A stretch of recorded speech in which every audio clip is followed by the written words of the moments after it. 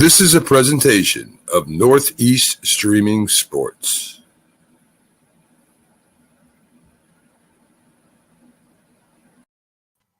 Good morning, everybody, and welcome to another episode of the Mac and Jack Show. This is Saturday, the debate show, and I am here with your hosts, Mac and Jack, who are on the bottom side today, and also Dr. Paul Seminger, award-winning author and best-selling book with his best-selling about the Yankees. And, of course, myself, the Philly sports guy. Good morning, guys. Hey, good morning, fellas. Good morning, Pat. Good morning, everyone. How's everybody doing today? It's a beautiful day. I'm not used to being on the lower left-hand side. You know what? I realized that after I went ahead and started. Let me put this the way it's supposed to be. No, okay. I mean, it's like bases. I'm on like third base or something now. No, now you're on first base. Oh no, now I'm on first base. Well, yeah, you're on first base. I'm a third. I'm in scoring position. Yes. It's like the Brady Bunch. The way that looks, I don't know. I think that would be the opposite way. That you're on first, I'm on second, he's on third, and Mac is home. I'm at Keith Hernandez's position, so I'm happy. I don't think so. I don't think so. Not only that, and we had 3 viewers gone. You mentioned Keith Hernandez, and they just disappear. That joke. It's the joke that just keeps on giving. It is. So, you know what? I was looking at the debate questions, and I wanted to jump into one very quickly because I wanted to get this done and out of the way because it really does have a little bit of a political undertone. And I was watching this on ESPN yesterday, and I think that it's something that I'd like to talk about. I'd like to hear what you guys have to say first. The question is, realistically, can we expect Russia to do a prisoner swap involving Brittany Grenier? And I have a very unique opinion about this that may not be very popular, but I want to hear what you guys got to say first. I'll just start off. Realistically, no. It's not what we want. It's not what we think should take place. It's not about justice. It's about leverage. The United States is directly, let's say, helping an enemy of Russia who's at war with Russia right now. Ukraine and Russia are at war, and Ukraine's an ally of the United States. We're sending them equipment, ammunition, giving them advice. And Russia's not going to want to negotiate anything with the United States unless the United States was going to give back something totally unrealistic, like lift certain sanctions. The United States isn't going to lift, with their allies, some sanctions on Russia for return of Brittany Griner. I mean, that would be ludicrous to even think that could happen. And the Russian government, Putin, they understand by holding Brittany Griner, it's going to cause unrest in the United States over here amongst certain factions. Because unfortunately, not everyone could see what the situation is. And people within the United States might blame our government over here. Well, we're not doing enough. Like LeBron James, for example. He made a comment, why would Brittany Griner even want to return to this country, because we're not pushing hard enough to get her to come back, which was, a ludicrous remark. It really was. And LeBron's people had him backtrack on the remark immediately because they were scared he'd lose sponsors. So then LeBron James allegedly, and I don't believe this came from him, said, no, I wasn't putting down our beautiful country. LeBron James never referred to this country as being beautiful. And LeBron James has done some wonderful charitable things and some very good things. It has to be pointed out that could be over and above as well. But in this case, and then we hear everyone get this free Britney thing. Putin's not going to want to let her go under nearly any circumstance, not while the United States is on such hostile terms with Russia. It's just not realistically going to happen. And the more we start pushing for this and putting pressure on our own government, the worse it becomes. I mean, the worse it becomes because then Putin knows he has something over us. He has a bargaining chip. That's all Brittany Griner is. It's a major bargaining chip.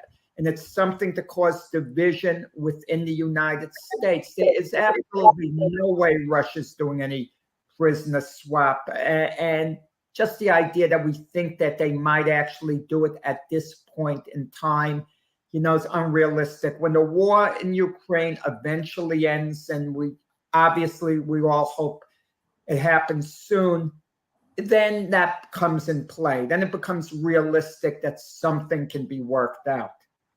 Yeah, I'd have to agree with Jack there. I mean, why would they give up Griner when they don't have to? I mean, they really don't. So if you're Russia, they're in a great position right now to get what they want, to get us to try to stop us from supporting what is the country again? Oh my God, Ukraine. Yeah. So why would they give her up? I don't think they will, and it's too bad. It really is. All right, so I'll jump in. You know me, I follow baseball primarily, so I'm ancillary to the topic as a big picture thing. But my question would be: is she the only American being held in Russia? If No. she is, that's one thing. But No, she's tied into a prisoner who was accused of spying, Paul Whelan, who was given a 16-year sentence. So the government is handling their cases together, not just Brittany Griner alone. Griner and Whelan, and even Griner's family attached her to the Whelan family because they understand. But all the noise that's happening on the sports stations, the athletes, is in relation to Brittany Griner, but they also realize that Paul Whelan has to be on her coattails. Right. So that's my bigger point. Is it's not just one person. It's a number of people that I don't think in a situation like that you give preference just to somebody because they're an athlete. That's really what I'm driving at. If there's other people that are being held prisoner for whatever reason, maybe for similar reasons. Again, I didn't follow it and I haven't followed it, but I don't think you should give the preference to someone just because they're an athlete to say that athlete should not be a prisoner, but somebody else who might be held should be. So that's where I'm coming from. But I haven't done a whole lot of research on this one. All right. Now I want to hear Pags' take. So I have, because I've done some travel, and when I went to Hungary and to Budapest with the U.S. arm wrestling team, they told me, don't bring stuff that could possibly get you arrested because jail over there is not jail over here. You're not going to get a fair shake. You're not going to get things. Things are not like here. I got to imagine they had that conversation with her. They probably had that conversation with every single one of those players, probably in a group. And she chose to bring that pen. All it was just a vape pen that had marijuana in it. So it's, the ridiculousness of going over there and getting caught, for the fact that she got 16 years because of a little bit of pot. Okay. It's not our country. It's not our way. Not the way that they do things. So obviously they used that as a pawn. They used her as a pawn to be able to take her. And like I said, the other guy, nobody even heard of the other guy until she got here. Now, the truth of the matter is that they're willing to do a trade, but they want real political prisoners for these two guys. And they want it's like an 8-for-2 trade. Think about it as if, the Vikings are trading for, what's his face, and the Dallas Cowboys are getting all those picks. There you go. And that's kind of what's occurring here. She, in of her own volition, brought that stuff with her. You could, I didn't realize it was in my bag. That's bull. That's bull. So the fact that they're using this now as political posturing is ridiculous to me. It's ridiculous. She knew what she was doing. And let me tell you, that I got to imagine that of all the Russian jails that she's in a cushy one because she looks pretty good.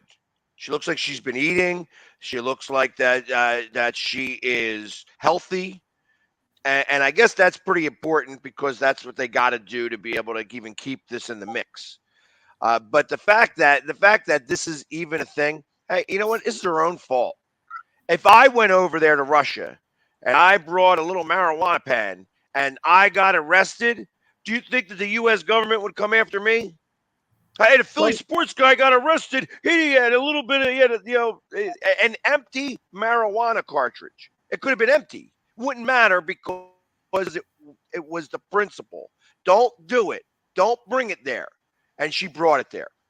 And that's what broke the law. That was the issue. And I don't care how much it was or whatever. She knew she did wrong and did it anyways. Maybe you shouldn't have gone there if that's the case. If you need pot, she was a player in Russia for years. I understand that, but she whether she's got a prescription to smoke pot or not doesn't matter. Do we know for sure that she really had that in the bag? I'm going to tell you, I was the first American journalist to ever cover a live professional boxing show in the Soviet Union and Russia, 1991. And when I came back from the airport, I took a couple of rolls of pictures. One roll, thankfully, I had in my pocket when I left, and I packed my camera. 100% I packed it. When I got back, my camera wasn't there, and one of the rolls was missing.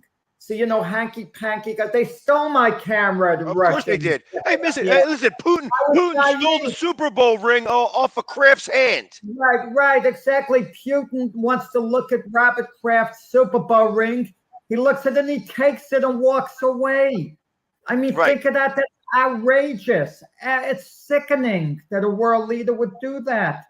We don't know for sure what Brittany Griner did. I will say this, within the United States, certain people, Americans, we're talking about, commit minor infractions when, let's say, marijuana was illegal there, and they'd be getting like a 10-year sentence or something like that for just having some pot, It's overboard. It didn't fit the crime. Technically, they broke the law, yeah, but it's a bit extreme. But this isn't about right or wrong with her to get back. Is an American citizen, but the question is, would Russia, Putin, realistically be willing to trade her for anything outside of something that's massively big in his favor? Right, a Herschel Walker type trade.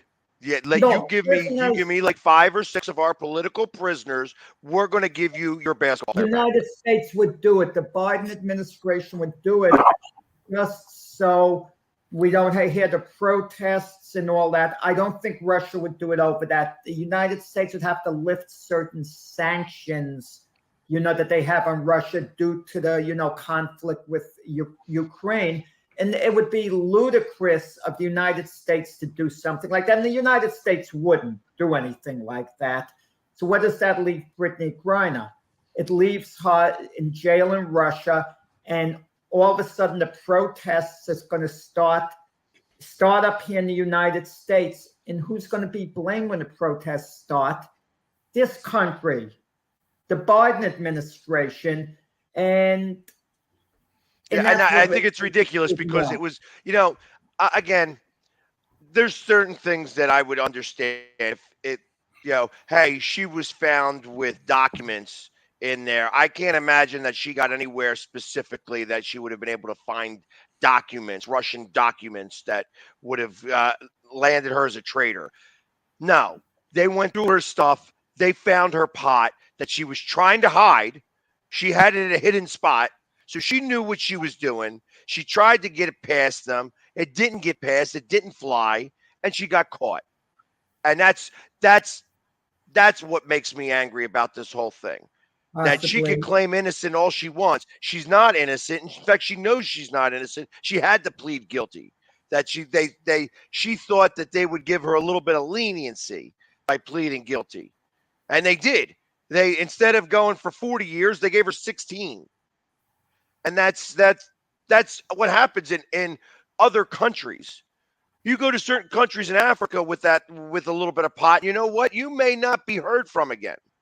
Yeah. They put you in jail. You know what I mean? So these are different. These are different worlds. Mac was overseas and he served, and I remember Mac once telling me about the warnings that you were given. Oh, definitely. You listen. If you were at a Turkish statue and you decided that you were going to relieve yourself on a Turkish statue, they would just cut your thing right off right there, right in front of everybody. They didn't care. And in Korea, I mean, the gangs there are ruthless. And they told us, don't go out and mess around outside. But of course, we're young and we want to go out there and have some fun. But them gangs over there are ruthless. So you don't play around overseas. It's nothing like the United States. Agreed. And that's where I have my biggest issue here. The fact that this is news, like I said, any one of the four of us, would go over there and nobody would be going after us. We wouldn't have any political pull. I didn't even know who she was until this all occurred. Can I say something? And this is what bothers me. You hear comments, well, if this was someone like a Tom Brady, he would have been released by now. That is utterly ridiculous. He'd have even more value to the Russians. If anything, he would be less likely to be released. But ridiculous. You know what? Tom Brady would also not go over there with any pot. Yeah. He wouldn't get himself caught. That's the problem. You got to expect that they're going to go through everything because they're trying to find something, especially with the U.S. national team playing over in Russia. You got to follow our rules. You got to do the things that we say. We call the shots over there, not you. And they told her, I'm sure they told her, leave all that stuff at home. Do not bring this. Let me play devil's advocate. And I'm not certain of her guilt in this because we hear stories about things being placed in someone else's bag. Not true. This is, that's a whole different argument that's not true here. She brought it. She admitted to bringing it. She's like, oh, I didn't realize it was in my bag. That's bullshit. Excuse my language. That's straight bull. She knew it was there. She was smoking it while she was over there. So she knew 100%. So it's not like they placed it in there. It's not, if there was any inkling that was the case, it'd be a whole different world of fight. Like, hey, this girl has never smoked pot before in her life, and now all of a sudden she's found with a pot pen. That would be a whole different scenario, and that would be a whole different fight. This is not the case. She brought that over there. She brought that into the country, and that's a big no-no. That's a big no-no. They let her do it that entire time. They probably knew that she had it, and instead of leaving it in the place, and like she could have, she was going through customs. She was leaving the country and going through customs in Russia, and that's where they found it. So they probably knew that she had it that entire time. I'm just saying that you could say whatever. She wasn't set up here. She did it on her. She put this on.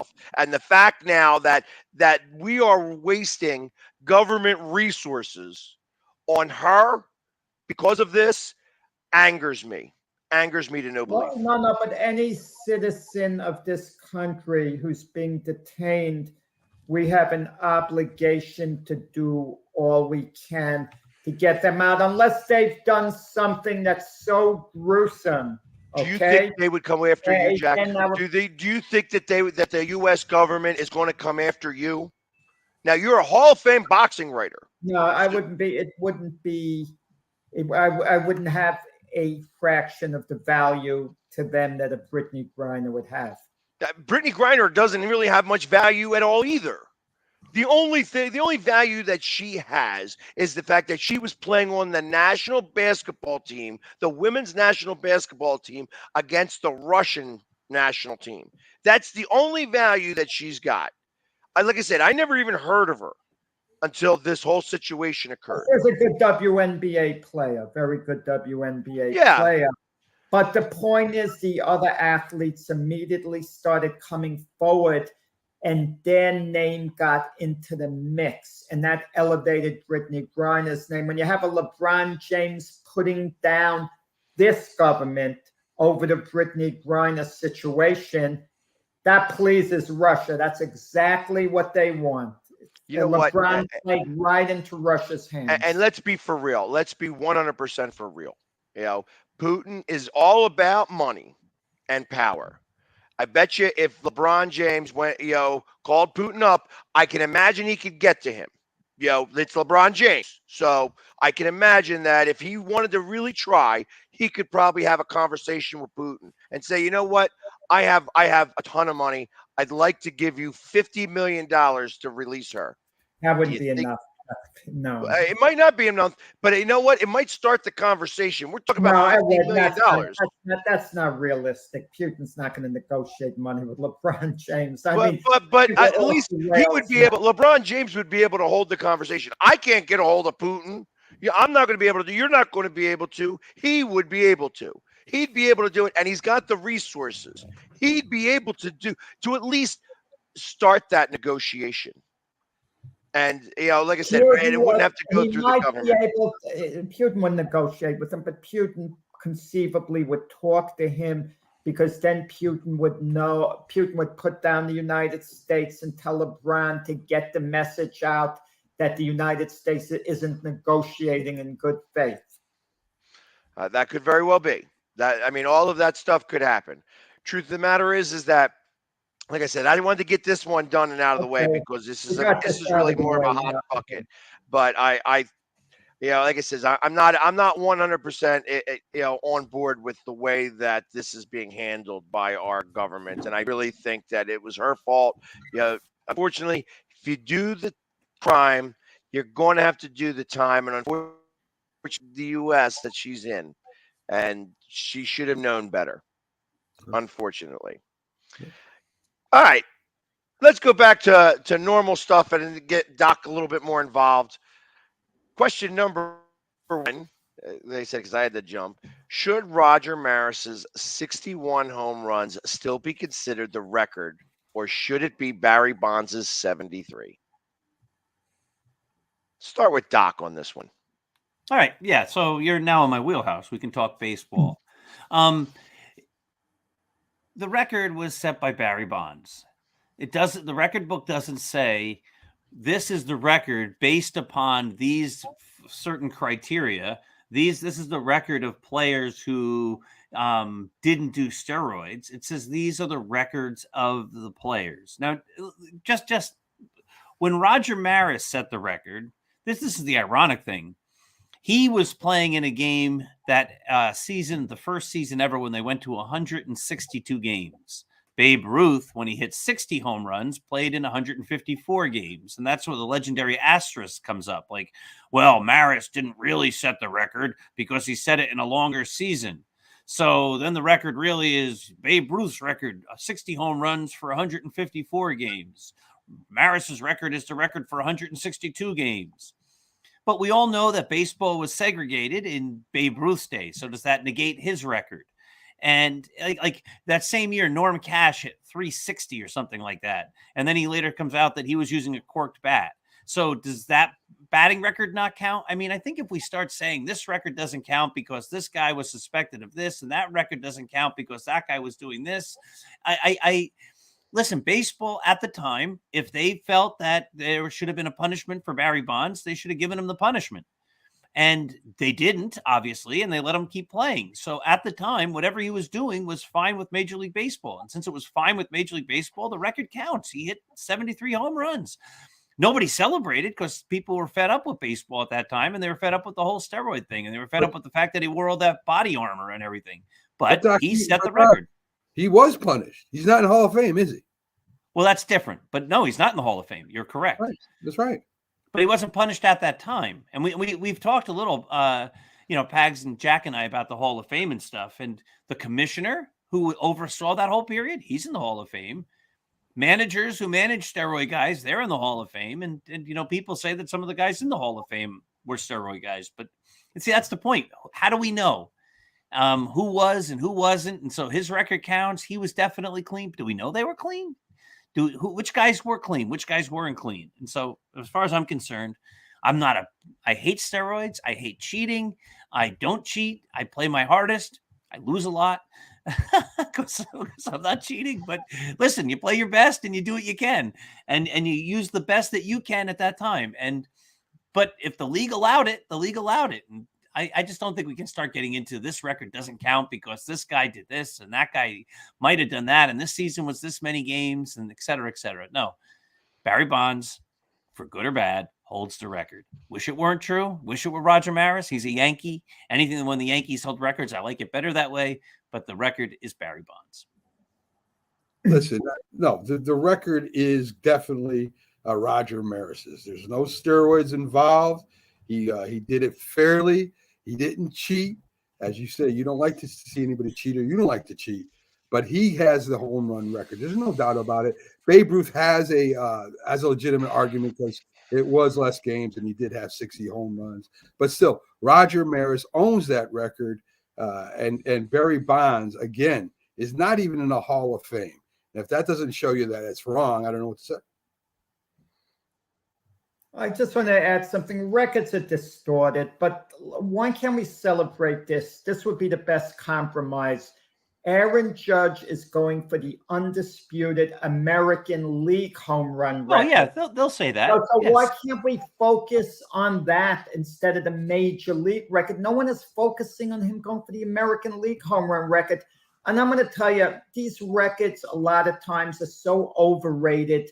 A circumstance dictates a record. The year Roger Maris hit 61 home runs, he was terrible in the beginning of the season. I could just picture you, Mac. If you were around then, you'd say, get rid of the bum. Send him back to Kansas City. He couldn't hit. And because he was so dreadful early in the season, they moved him up in the order right before. He hit right before Mickey Mantle. Did he hit? Wait, I'm having a brain freeze. Yeah, right. I think Maris hit third and Mantle hit fourth. And right. I think there's a statistic that they never intentionally walked Roger Maris. Right. They flip-flopped. Right. Maris and Mantle. Had they not flip-flopped them in the order, let's say Mantle hit right before Maris rather than vice versa, it's safe to say Mantle probably would have hit a few more home runs. Can we agree on that? But this and Maris probably hits a few less. Chances are that Mantle would have had a couple of more homers than Maris on the year. We'll never know for sure. And as far as the asterisk went, I was against it for a lot of years. But the more you think of it, Maris had 8 more games than Babe Ruth. If you want, and Babe Ruth is only 1 homer behind. Give him 8 more games. You mean to tell me he's probably not going to hit a couple? Maybe hits 3, 4 more. I don't know. And I can't figure this whole thing out, like after a while, with the steroid thing. The bottom line is they played. I got to tell you something about Barry Bonds. The year he hit the 73 homers, if I'm not mistaken, he set a major league record for walks.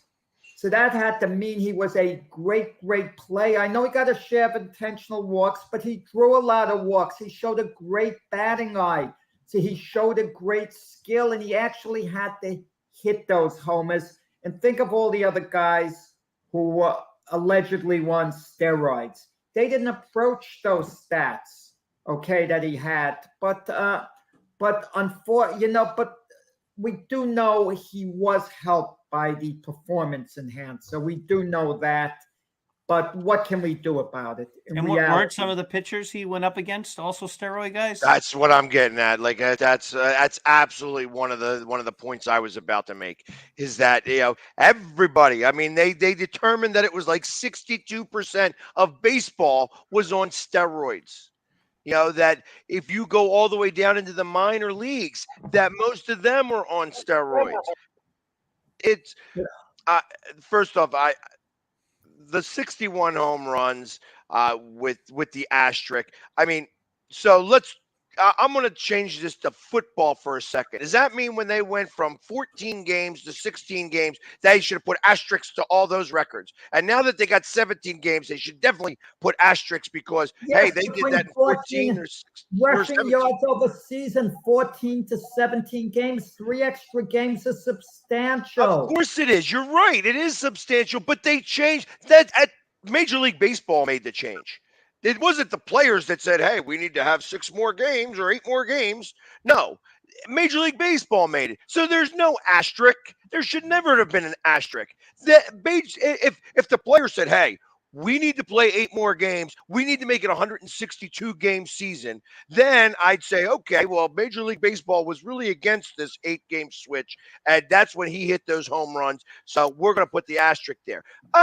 Major League Baseball was the one that did it because they wanted more money, because it all goes back to the money. So why put the asterisk on there in the first place? No, they should have never have done that. And the same thing with Barry Bonds, the same thing with, and now when you were talking about Maris and Mantle, and they were in a home run derby with themselves, weren't they? Weren't they in for a little while? I mean, that was what was going on. When McGuire and Sosa did it, they were competing with each other, and one got 70, one got 66. I remember because I followed that intently, and then you have Bonds who was over and above everybody else. Just literally was able to, just crush, with 73 home runs and had like 221 or 212 walks that year. So, I mean, it's all being said and done, he still had to hit the ball. I'm so tired of the crying because it's a lot of Yankee people. It's a lot of New York people that make this cry. That say, oh, well, Maris is the real one because he didn't do steroids. How do we know that he didn't do steroids either? You know what I mean? On. It's like, come on, he didn't do steroids. You might how have do done we a know little that? How do we know that there weren't different performance Because enhancing drugs? I don't think steroids were even around at that time, Pax. I don't believe that. I believe that they had something else. They had something else. They might have had speed. They might have speed, so they the bat moved quicker or whatever, but they didn't have steroids back then. Well, all right. So even speed. So maybe he was on the equivalent to Adderall illegally, but we don't know that. Get the blood tie. We didn't get it. Hey, you hit 61 home runs. We're going to make sure that you are drug free. Listen. I'm just finding this National Institute on Drug Abuse. I'm just going to start reading from the beginning of the article. Testosterone was first synthesized in Germany in 1935, and it was used medically to treat depression. Professional athletes began misusing anabolic steroids during the 1954 Olympics.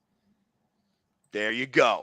So they did have it. But no, we never heard it used in baseball. Right. Okay. Because of course they're not going to talk about it. Who's the all-time hit king? Who is the most hits?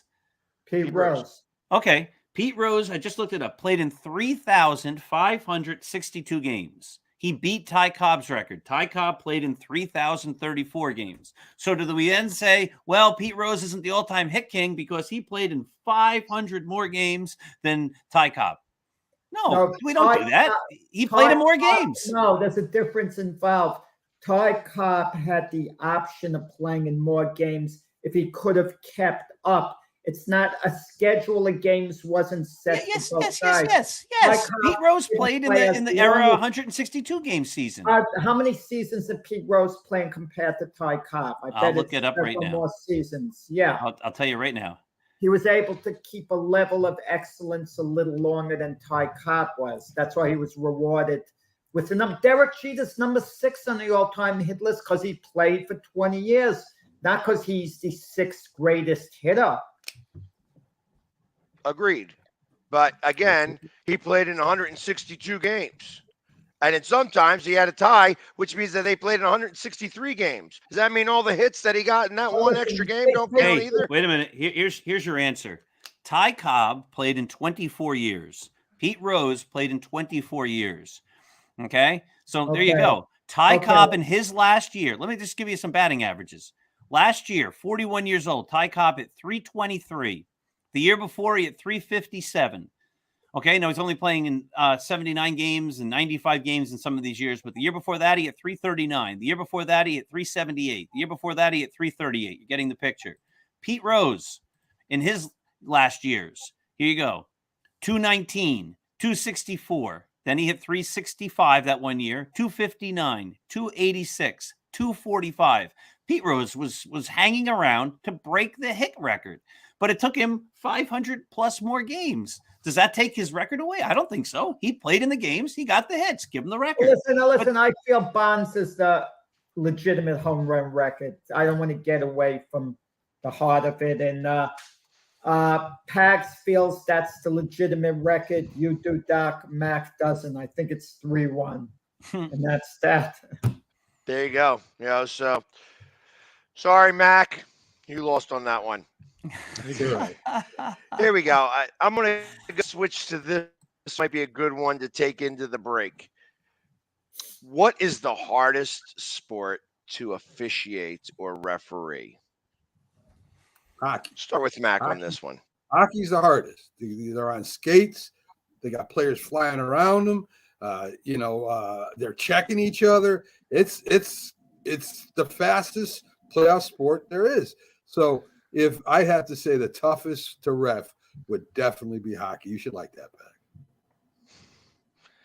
Pat. I could agree with that a little bit. I think out of all of that, I think that calling balls and strikes isn't easy. You know what I mean? It's a very unique job to have. I think because there are so many rules in football, that being an umpire on that staff is tough because you need to know all the rules for that. They do have a lot of officials though watching. Right. No, and that's the difference. That's why I say specifically the umpire is for an NFL game, not a baseball game. The umpire for an NFL game is got to know all the different official, the rules for each official. But I would have to say, like, hockey's a little different because now they have two referees. When it was one referee, it was definitely much harder. Now that there's two referees, it's a little bit different. I personally say calling of balls and strikes. And so much so that they want to take that away and make that mechanical. Doc? Okay. I'm going to agree with Pags. That was my answer. I think in all the other sports, there is a committee of people who are at least involved in some of that decision making or that are watching various aspects of the play. In baseball, when you're doing home plate, that's, I think, the hardest job because you are the only guy who's involved in every single pitch. So every single pitch comes in, you've got to be on and you've got to make a decision. And then once it's hit, you then have other things you have to think about. And you're not only just looking at where the pitch is, you're looking at whether the guy swung or he didn't swing. And yeah, so I think you're sort of alone when you're the home plate umpire in baseball. And for that reason, I think Mac is right. I think physically the hardest thing to do I think the hardest one to do is skate and also ref a game while these guys are flying around going 9,000 miles an hour and skating into you. And yeah, that's definitely hard. Hey, here's another one, Jack, and you'd be able to best understand this and because you've lived it and your whole life. How about reffing a boxing match, a world championship boxing match, especially if you're a little guy and you're doing like a heavyweight champion? And you've got to sort of get between George Foreman and Muhammad Ali or something like that and break them apart. That might be the hardest thing to officiate. It's difficult, especially if you have a small referee and you have a couple of big heavyweights. I was always a big believer you train a good-sized referee for big heavyweights, someone who could get in there in the middle, and headbutts are so hard to pick up. I've talked to referees. That's the hardest thing they have to deal with, a fighter getting butt and cut, and that's very crucial. There's a big fight tonight, for example, Canelo Alvarez against Gennady Golovkin, and it's conceivable they're going to clash heads at some point, and one of them is going to get cut. and the fight might eventually have to be stopped because of the cut. And there's going to be big implications if that happened. If the fight's over 4 rounds and they clash heads, they're supposed to go to the scorecards. Whoever's ahead at the time it stopped gets the decision. But if it's not a butt, if it's not a clash of heads and they say the cut was caused by a punch, then the fighter who's cut and gets pulled out loses the fight. So there's a lot of controversy with that. Mac's answer is intriguing with hockey. I never thought of that. It was self-preservation. Even though this isn't my answer, what about tennis before the replays when you had a maniac like John McEnroe, the ball hit on the line? You have to be very intimidated if you're a referee, you know, to come, a lines judge to come out there because it happens so quick.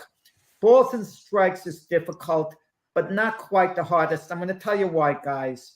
Because you don't take a tremendous amount of harassment because the umpires are basically in charge. If someone's going to bench jockey and be yelling at you about balls and strikes, you merely send them home. You kick them out of the game. It's been done a lot. Umpires don't have patience with getting hollered at from the bench. And the managers and the players know that. They have their limits. The batter, too.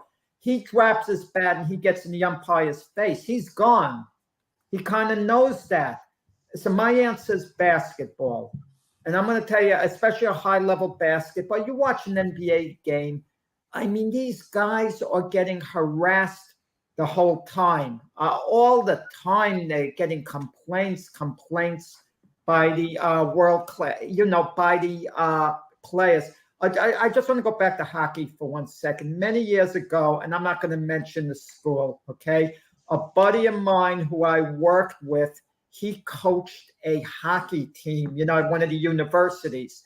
I go to the game, and when I get to the game, it's a nice feeling. It's refreshing, college athletics.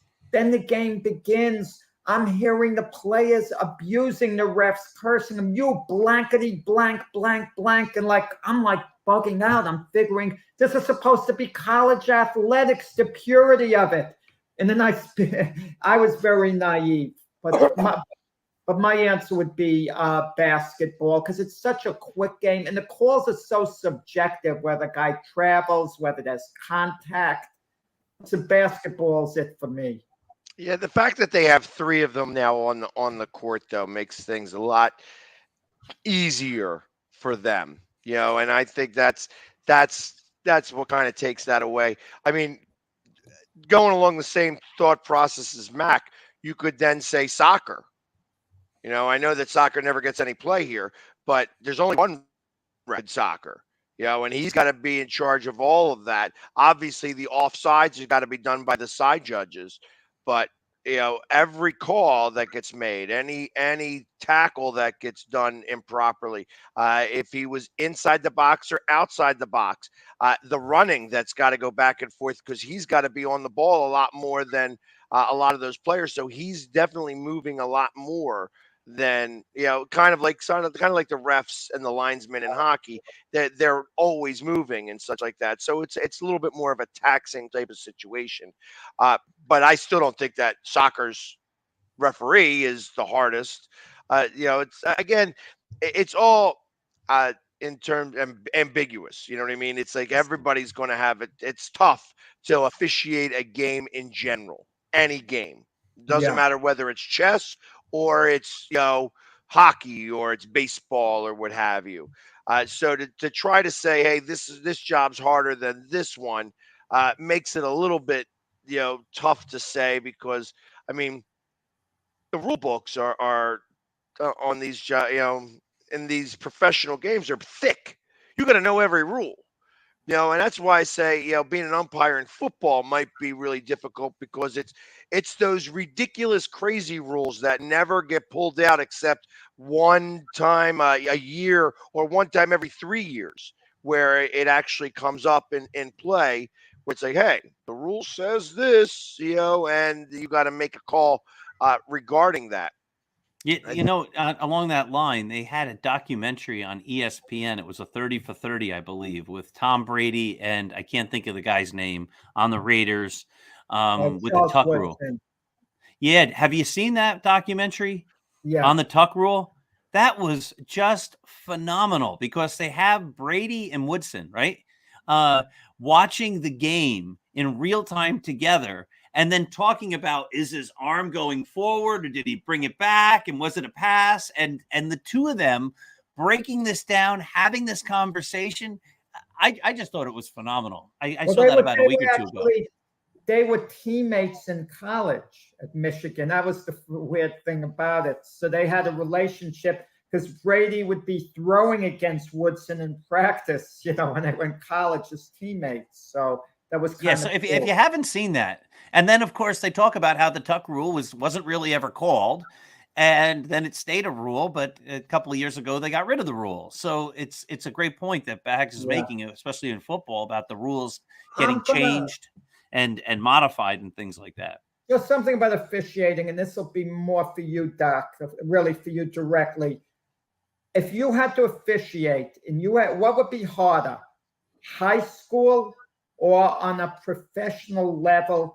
High school, where you don't know anyone in the community, you're a stranger, but you're officiating. Knowing the way some parents can be on the high school level, they get carried away, as opposed to coaching, a professional game. What's harder? I got a feeling I'd be less comfortable doing a high school game.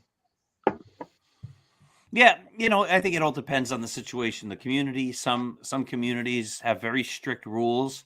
I know where I live that there were very strict rules for even parents volunteering at the recreation level. Like, you cannot talk to the referee, and if you do, and if you're suspended, you'll never coach again.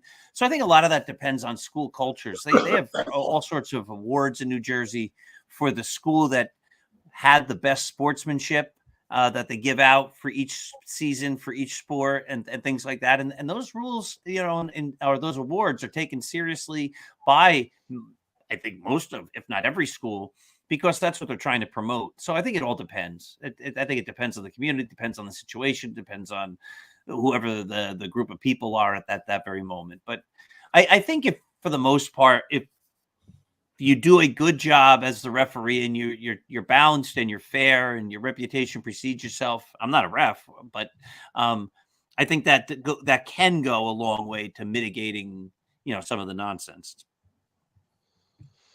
Yeah, I would agree with some of that. I think that what you're talking about specifically, Jack, is the intimacy of the game in comparison, where on a professional level, you are shielded. I mean, you could hear the fans yell, you could hear the players. The difference is, Pax, take you, for example. They can tolerate you at an Eagle game, a Philly game, a Sixer game, a Flyer game. But if you did that, harassed official during a high school game the same way. Again, you're right. It has to do with the intimacy. It has to do with the intimacy of that. I mean, obviously, when there are 50,000, or even in a hockey game, 20,000 people that are there watching the game, all that stuff falls on deaf ears. And again, using me as the example, I'm not going below the belt. I might say, "Ref, you suck," and do that type of chant. But ultimately, I'm not going beyond that. I'm not taking it personal. When there's a bad call that's out there, I may be angry about that call specifically. Like, what are you, blind? Blah, blah, blah, blah, blah. Again, now, if I'm at a high school game, if I'm at, where I graduated from, and I went to there to go watch a game, and I start going and attacking the referee there, well, being as loud as I am, I'm going to be heard. And not only that, like, that's where, I would expect, if I'm at a home game, that my school would be like, "Hey, listen, you either have to stop doing this, or you have to go. You can't continue to do this, because you start inciting. It starts inciting issues, and you don't want to do that." And that's what the intimacy, when you have somebody who when you have that parent that starts yelling at a baseball game, that's because this is where this happens most frequently, I feel. When the when it's going after an umpire, And the umpire is there. I mean, let's face it, the umpire is getting paid $40 or $50 to call a high school game. He's there by himself. He's not loved by either team whatsoever. You know what I mean? And now you got parents that are going to start. Once one parent starts, that emboldens another parent, and then another parent. And then ultimately you could start a riot really on one sideline if done the right way. And that's where I feel it was national news of an umpire just packing up and leaving the game after getting harassed by the parents. One parent yelled, "You're being unprofessional." Are they kidding? I didn't blame the umpire because the kids were there under these either parental supervision or they had permission to travel home on their own. So it's not like he left little kids there where he had to be watching them until the parents showed up. He wasn't a babysitter. And that was it. I don't blame him. He wasn't going to take that harassment. I agree. And I actually watched an interview of him after the fact.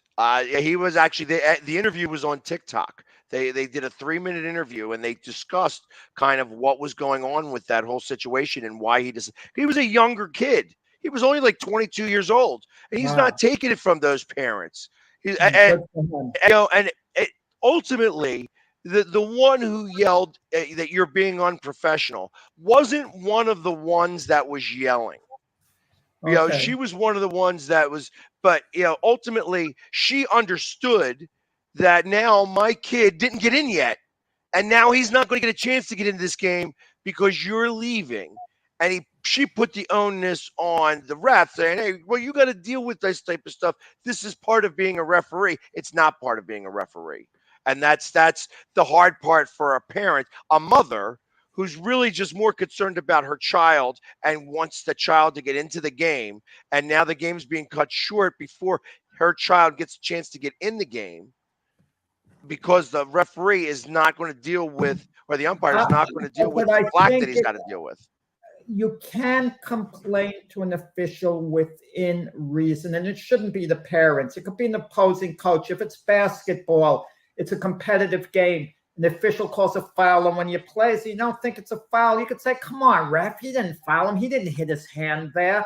There are limits. I mean, because certain sports are competitive. It is competition, but there's a difference between that and harassment and the parents harassing, an official. I mean, there's a big difference involved. When I coached football, when we got together for the first meeting, I let all the parents know.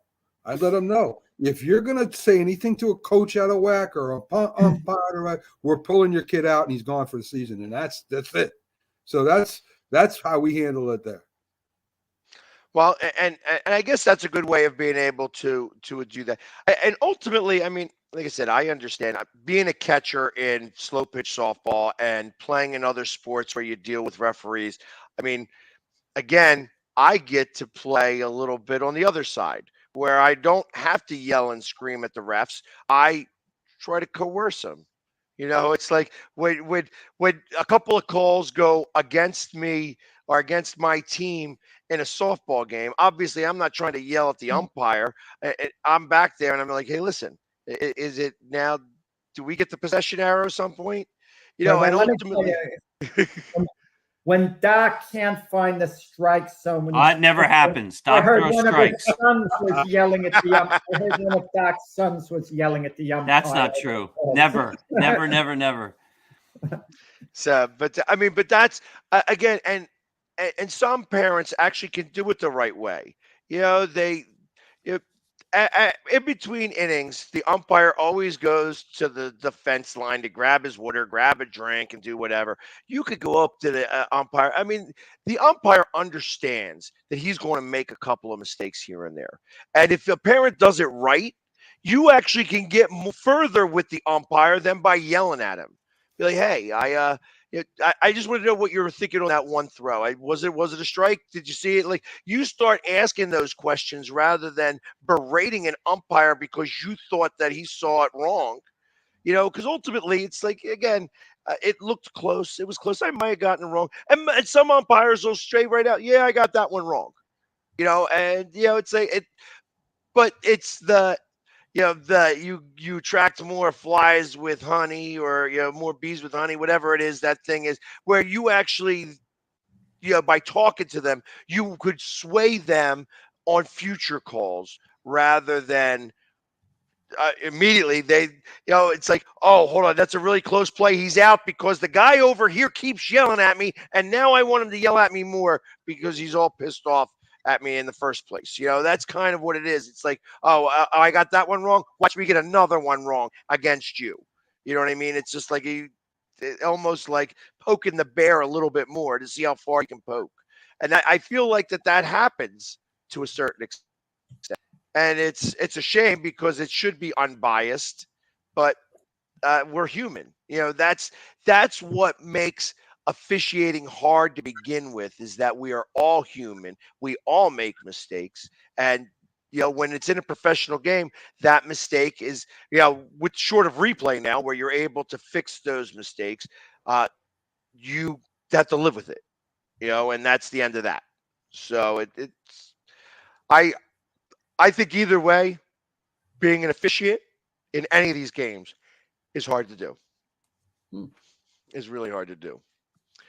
I know we're a little early, but let's take a break now since we're just about at the halfway point, and we can come back and hit the rest of these questions. There's a couple good ones in here, and maybe I'll sneak one of my patented, this one wasn't on the list type situation, but we'll come back right after these messages and talk more about our Saturday debate show. Stick around.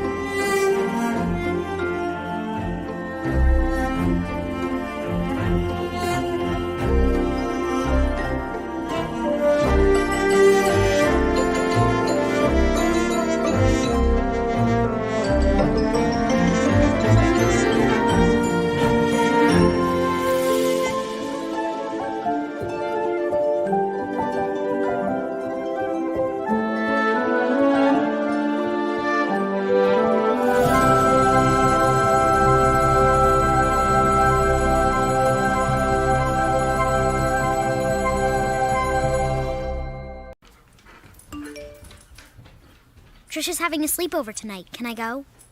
I wonder about Lucy's friends. What should I say? I know you're only 10, but one of these days a friend will offer you a drink. And alcohol at your age can lead to so many things. None of them good. So can I go to the sleepover? Lucy, I want you to promise me I something. finished my homework. Bigger promise. If there's any drinking, I want you to say, "No thanks, not my thing." Mom. I promise you. Your real friends won't care. Deal? Sure. Really? I promise, Mom. They really do hear you. Did you pack your toothbrush? For tips on how to start the talk, visit underagedrinking.samhsa.gov. A public service message from the Substance Abuse and Mental Health Services Administration. Supporting the needs of our veterans. That's the goal of all of us at Team AmVets. Like Mitch, Carlos, and Kevin from our Welcome Home team that brings furniture to our vets. We are Team AmVets. Or Linda from our thrift stores who brings you great bargains every day. I am Team AmVets. And John, who picks up your thrift store donations that support California veterans programs. I am Team AmVets. Visit our website or a Team AmVets thrift store to donate or shop today. Join the team! can see right now, without LeBron, Lakers are struggling. Let me tell you about a team I hate, all right? I know the Dallas Cowboy fan is here, so I had to make sure he knew how much I hate this team. I'm ready. I've often said that the people who run baseball, they try very hard to ruin it. I'm from Brooklyn. I don't have a problem saying it to his face. Oh, I'm from Brooklyn. Hey, get an each.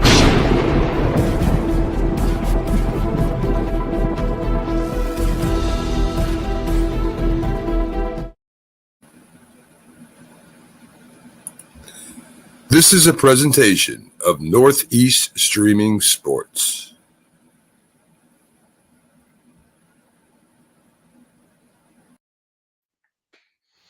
And we're back. As Jack got back here, just to the quickness and the nick of time, I that's why I played that extra little bit. I was like, I got to give him that extra 10 seconds just to make sure he's in good shape. So let's go back to questions here. One question that I saw that kind of sparked my interest here, and I wanted to know what you guys think. And even though Doc, I know that this isn't necessarily in your wheelhouse, you might be able to even have an opinion on this. According to ESPN, the University of Texas spent nearly $280,000 for a recruiting visit by Arch Manning and 8 others. Can this be justified as morally correct? Start with you, Jack, since the question came from you. Yeah, I was astonished when I heard that. And the 280,000, the total is actually a lot more, because over the years they've spent millions and millions of dollars. These universities, they try to keep up with one another. These are educational institutions. I understand big-time college sports needs big-time athletes, big-time coaches, and I understand that it's a money thing as well. But when you're recruiting a kid to try to get him to go to your school, there should be limits. First off, you take him around campus. You show him all over to see whether he likes the campus. You let him know what courses he could be taking, what he likes, whether he wants to be a phys ed major, psychology major, an accounting major, whatever, computers, whatever the heck he wants. And you take him around. I can understand you take him around and you have a nice lunch meeting with the other students, stuff like that. But the things that they're doing, like they're catering, taking them to play fancy golf, 5-star hotels and the whole thing. I mean, it's crazy the amount of money that they're laying out. They're giving him the red carpet treatment, and these are kids just attending a college.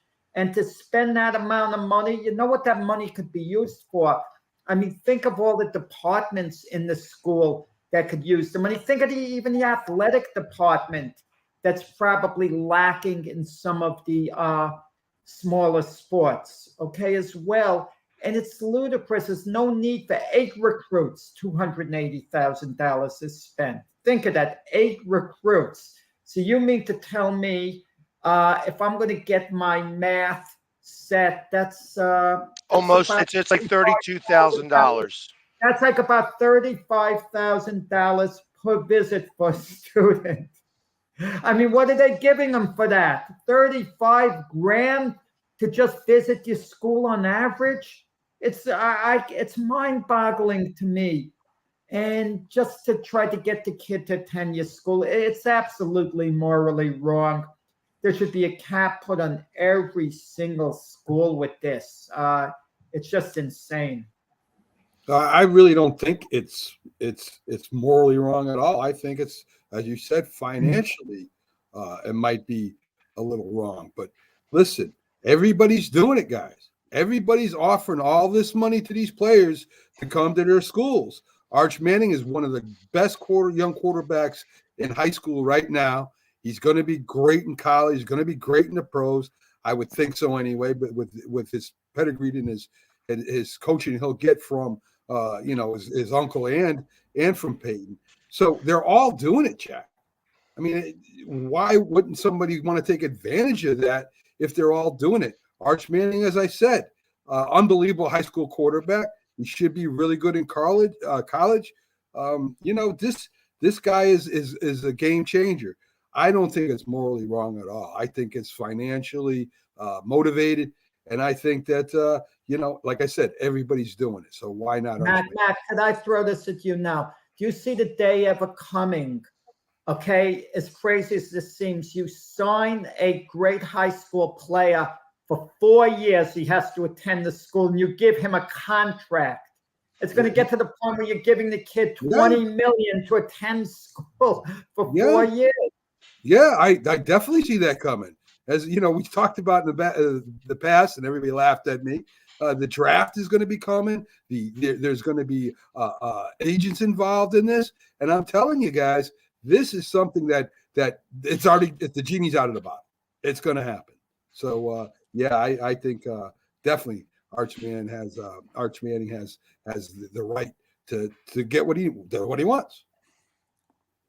I'm going to agree with Mac. I don't think it's morally wrong, and I think everyone said it so far. All the colleges are doing these types of things, the big colleges at least.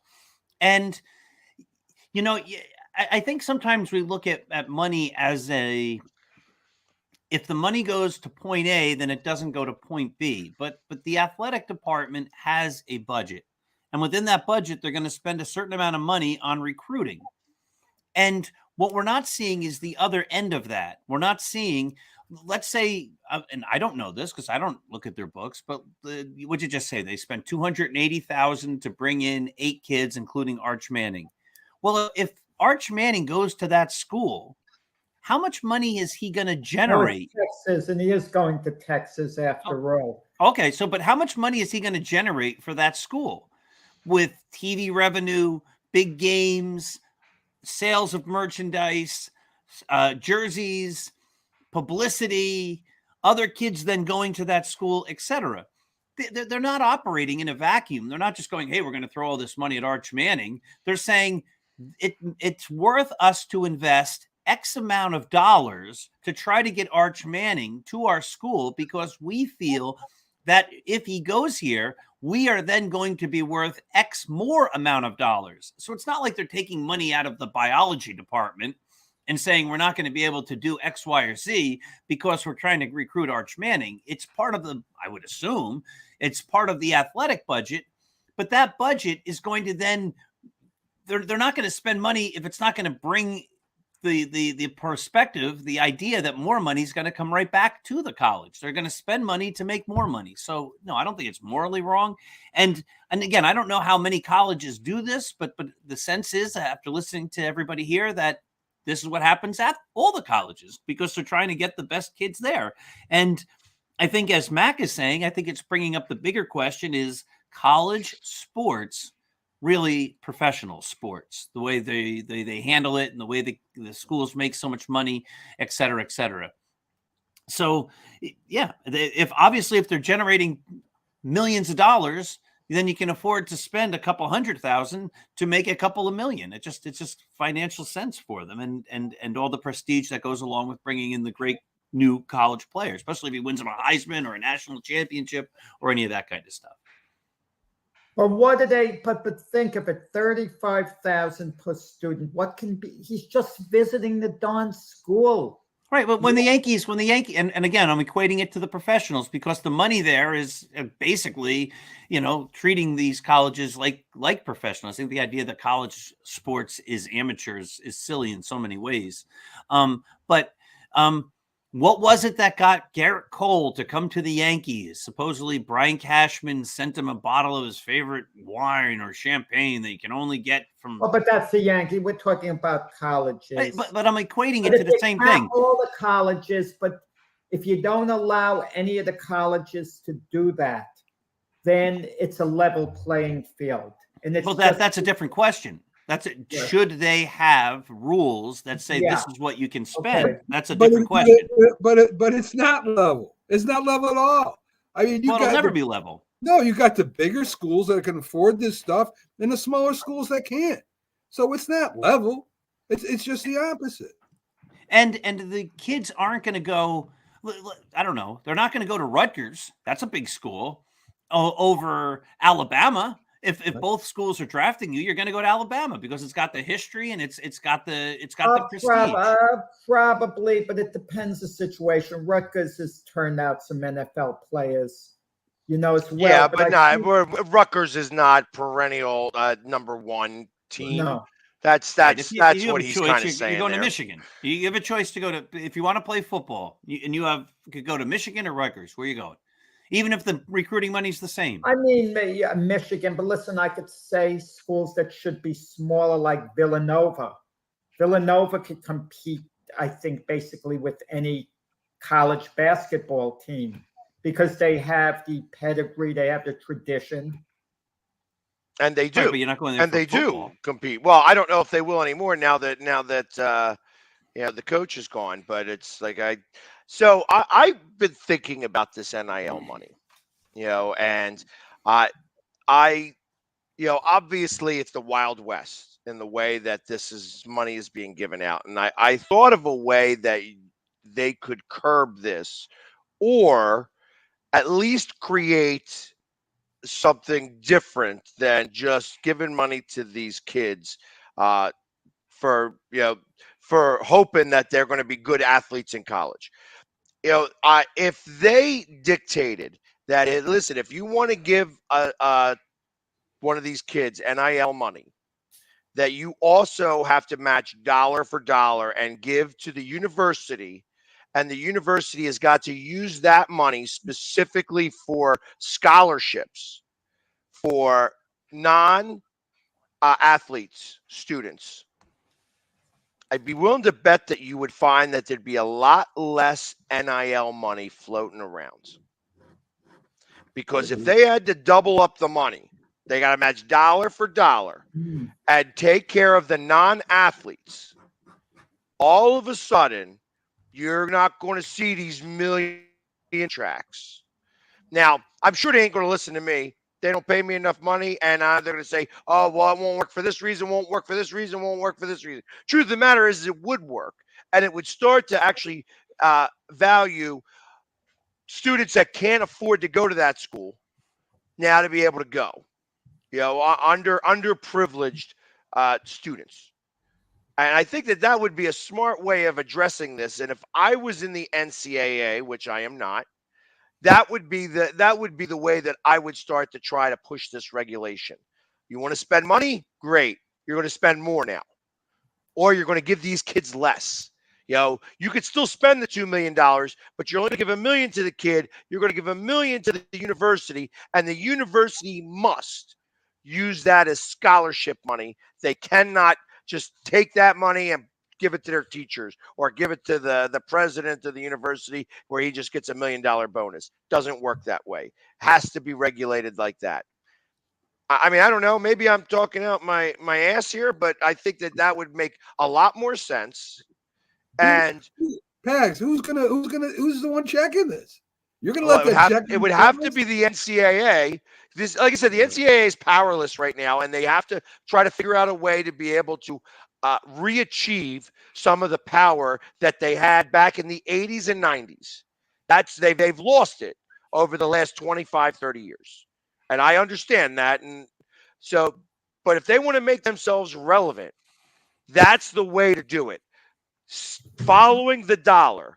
And you know what? In the process of that, you would be able to start to charge some of these schools more money to be able to get more staff so that they could actually look after this. That each person of the NCAA has 10 schools that they get to monitor to make sure that all the books are working that way. Because I'm sure that there's still going to be people stealing. You know what I mean? That's what it would come down to, is that money is going to get misappropriated a certain way. But I'm just talking about in terms of real, hey, we need the NCAA is now just, is a shell of itself. It doesn't really exist. Everybody else is doing their own thing, and the NCAA has no say about it. Well, this would be a way for the NCAA to get some say back. Just my opinion. I'm going to go back just to the idea that if they're spending the money, they're making the money. And and as Mac had said before, none of this is equal. How much does a ticket cost? And I have no idea. I'm just putting the question out there. To go to a football game at Nebraska, how much does it cost to go to a football game at Texas A&M? How much does it cost to go to a football game at Rutgers? And then how many seats does the stadium and Notre Dame have? And how many seats does the stadium in Alabama have? And I mean, right from the start, none of this is equal.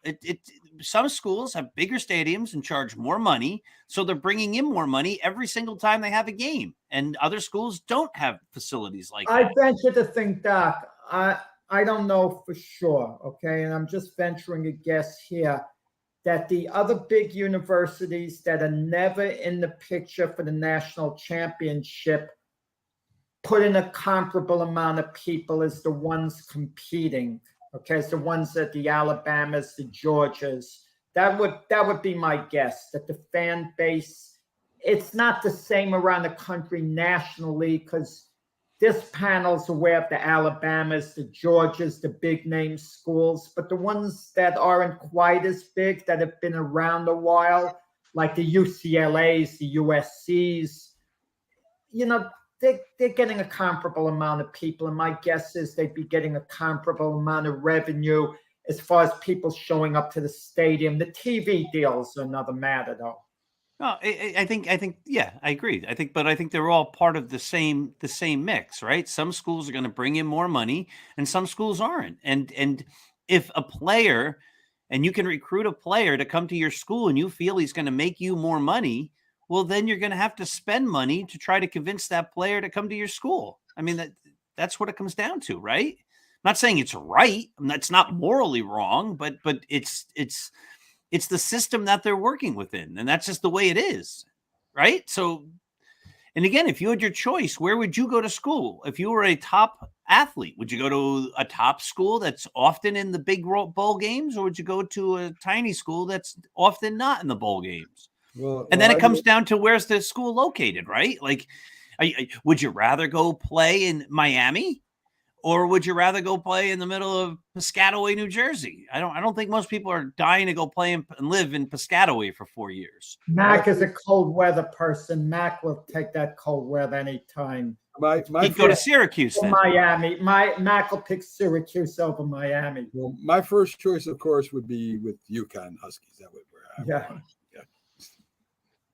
Right. But I understand what you're saying, Doc, a little bit in terms of, hey, you got to spend the money to be able to bring the guy in. And once the guy in, like, that kid doesn't see any of the revenue from sales of jerseys and all the, like, any of his likeness and things like that. That I understand that type of stuff. And I agree that there are funds. I got to imagine that they have probably $5 million of recruiting fund for Saban. That's probably a modest estimate. You know what I mean? That they probably spend a lot more money just him traveling around to go see these guys. They go knock on the doors in the off season and meet with the parents and things of that nature. And then getting that kid there. It's, you know, if this kid is over, if Alabama where he's at, where he wants to go to school, but the kid's in Iowa or Idaho, you know what I mean? And Saban, because he's a five-star chip here, or, you know, and he wants to go out there, it's going to cost him money. You think Saban goes coach? No, I'm sure he goes first class, you know, and he stays in nice places and eats good meals. And, you know, then he goes, you know, he has nice suits. When John Chaney, and I can only speak like this, John Chaney, the coach of Temple basketball, he wanted to buy a car. I was a car salesman at the time. I sold him a Chrysler Crossfire. He had the first one in Pennsylvania. And do you think he bought that? Nope. Temple paid the whole thing. And he sold that car because it was the first one in Pennsylvania, $25,000 over list price. Because he wanted to be the first one. It looked ridiculous trying to get in and out of that thing because he was 6'7", and that car is a little compact car. But I'm just saying that he didn't pay a dime for that. The Temple paid for the entire vehicle. You know what I mean? And that's small. I mean, that's really just a small thing. It's a $75,000 car, which is nothing nowadays. But even then, we're talking still 20 years. That was a lot of money for a car. And the university just signed the check because he gets what he wants. And I got to imagine that happens at all of these universities. And you got to throw the boosters in there, right, guys? They're the businessmen offering all this money, having all these players, doing all these things, giving them like packs of cars and all that stuff. You got to put them involved. They're part of the whole process. And some schools have bigger booster programs and deeper pockets and deeper endowments. Some schools have ginormous endowments. And then there's schools that are saying we're going to prioritize academics. We're going to take the best student athletes rather than just the best athletes. And all of those things are into the mix. So there's going to be schools that can't compete or won't compete because they're going to be looking for kids who are more of a student than an athlete. There's going to be schools that are going to compete more because they're looking for kids who are more of an athlete than a student. Yeah. And this is, PAG's called it the Wild West. This is how they're doing it to try to get the best kids for their program at their school to try to, at least the teams that want to win these things, to try to be able to win these bowl games and these championship cuts and these Final Fours and all of that. So, and a lot of people say, whether it's true or not, Notre Dame. I mean, you've got to have great grades to stay and play football at Notre Dame. They're not gonna just let you come there to play football. Right. When was the last time they won a national championship? I think. Yeah, I mean, it was just like when you went to Miami and they had a class that was called underwater basket weaving, where they went to the beach. That's where they did. That's where the class was. It was at the beach. Do you think any of those football players did any underwater basket weaving? No, they sat there on the beach. That was the class. You know, so I mean, they had to take out of the curriculum because they knew it was ridiculous, you know what I mean? But it came out. I think that was back in like the 90s where you heard about that. It was some ridiculous type of class where the football players all got to take the class and they just wound up going to the beach. And that's maybe it was like geological sand samples, you know what I mean? That was what the class is. That you picked up a glass of sand and you got to talk about that glass of sand and then you got an A. So it was ridiculous how they were able to pad he gets an A in this underwater basket weaving class, so now he's got a B average rather than a D average. It's just I can imagine a lot of that stuff happens at a lot of these universities as well, where they're taking remedial math where, you know what 2 + 2 is? Perfect. You get an A. You know what I mean? And that's, to make sure that they can do that. And even at Notre Dame, these aren't Ivy League schools that if they want their player to play, he's going to play. Great point. So, all right, moving on. Here, there's another one back in the Doc's wheelhouse. Who deserves to be the American League MVP so far? Judge or Ohtani? All right. So Shohei Ohtani is doing something that nobody has ever really done in the history of baseball. He's a great hitter and he's a great pitcher. And he's doing it, and he had a great year last year, and he won the MVP, and he's having a great year this year. But there is no question, and I didn't know this was going to be the next question, so I don't have the numbers in front of me. But basically, Aaron Judge leads the major leagues on the American League in virtually every offensive category, and it's not even close. And if the idea is that Ohtani does things that nobody else does, well, then he has to be the MVP, and then he has to be the MVP next year, and the year after, and the year after, and the year after, because he's doing something that nobody else does. And if that's the argument, then he's the MVP. But there's no sense to ever have the argument because nobody else can do what he does until there's somebody else who does that.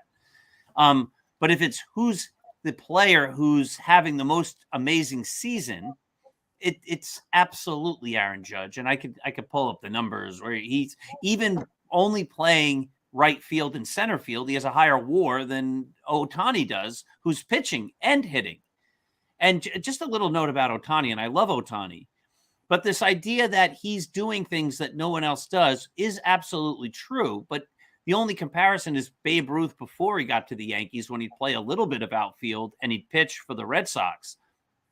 But the difference there is Babe Ruth played a little bit of outfield and he pitched for the Red Sox. You know, Babe Ruth might have been able to do what Ohtani's doing if on his off days he could DH and not play the outfield. I mean, that's a big difference. There wasn't a DH when Babe Ruth played. Ohtani basically pitches and then he DHs. It's not like he's playing in the field a whole lot, if ever. So he's DHing and pitching. He's not playing the outfield and pitching, which is a little bit different. But anyway, I'm a big Ohtani fan. He's having a great year, but the player having the most remarkable year. And if you want me to pull up all the numbers, Aaron Judge is first in home runs, first in RBIs, first in slugging, first in on-base percentage, slugging percentage, and all this kind of stuff. And the other argument you have to make is the word valuable, which I usually think the award means the most impressive player of the year. But if you're going to say valuable, Judge's team is in first place. They've been in first place all year. And Ohtani's team is basically in last place or second to last place. And that's where they've been all year. So he's not, without Judge, the Yankees are not a first place team. Without Ohtani, the Angels are probably right where they are. I mean, I don't have that much to say because Doc at the very end summed it up for me. It's called Most Valuable Player. If the award was the best player in the American League, now you have a real good discussion going on because Ohtani is a real top of the line pitcher as well as a very good everyday player. So if you combine his overall value, not to the team, but his overall value as an individual player, it's comparable to Judge's, as amazing as Judge has been, because now you have a guy who pitches and is a position player and does both extremely well. But it's most valuable player. The Angels are 32.5 games out of first place. Without Ohtani, what are they going to be? 37.5 games out of first place? Who cares?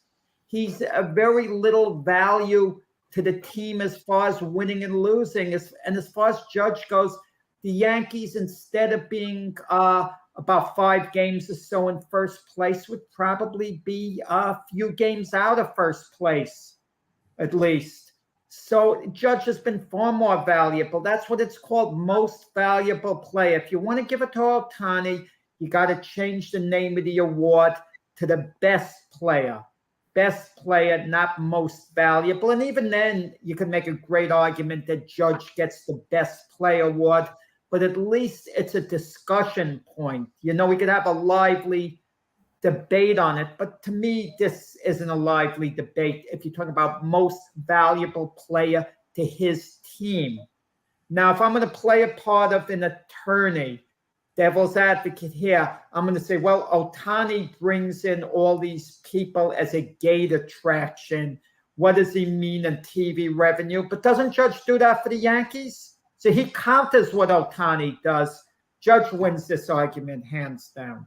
I'm going to surprise both of you, and I might lose my Yankee card here, even though it's mine. Definitely Ohtani. Ohtani is the best, the most valuable player. Listen, they all say good pitching always beats good hitting, right?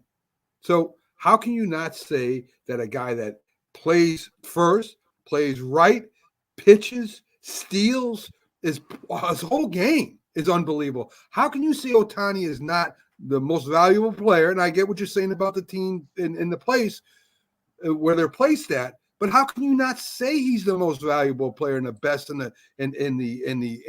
I say the whole league? Ohtani does something that no one's ever done. And you might say Ruth could have, should have. We don't know. We sure don't know that. Ohtani, pitching beats good hitting, guys. And if that's not valuable and being the best, I don't know what is. So I've been sitting here while you guys have been talking, and I've been looking at a couple of different things, specifically about Aaron Judge against Ohtani, but really more Aaron Judge against everybody else. And, you know, I still don't really understand what WAR is and how that's really figured out. But he is literally over 2 points 2 full points above everybody else. His on base percentage, or OPS, is higher than everybody else. His slugging percentage is higher than everybody else. His on base percentage is higher than everybody else. He's 4th in average. He is 4th in hits, number 1 in home runs, number 1 in runs, number 1 in RBIs. I think if it was anybody else that we were talking about this, that there would be no question they would be the MVP. But we've got somebody who is not just batting, he's also pitching. And I think that when you put Ohtani in the mix for Cy Young, he doesn't even register. And if he registered on that, I think that there would be more say.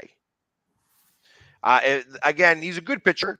You know, I think he's 6th in the AL for strikeouts.